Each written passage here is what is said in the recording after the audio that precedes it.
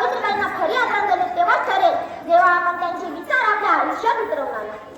आजच्या काळात आपण प्रगतीची भाषा बोलतो आहे, पण ही प्रगती सर्वपर्यंत पोहोचली आहे का? न्याय कायदे असूनही न्याय मिळतो आहे का? हा प्रश्न सावित्रीबाई आजही आपल्याला विचारत आहे. सावित्रीबाई म्हणजे इतिहासात अडकलेल्या व्यक्तिमत्व नाही, तर त्या आजही तितक्याच सुसंगत आहे. कारण जोपर्यंत समाजात अन्याय आहे, असमानता आहे, अज्ञान आहे, तोपर्यंत सावित्रीबाईचे विचार आवश्यक आहे.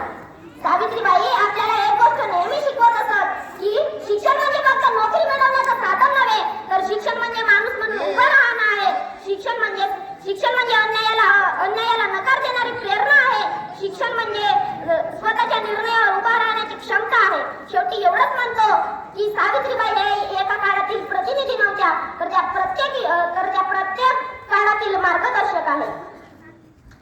समाजाला दिली जिने ज्ञानाची सावली, समाजाला दिली जिने ज्ञानाची सावली, धन्य ती क्रांती ज्योती सावित्री माऊली, धन्य ती क्रांती ज्योती सावित्री माऊली. अशा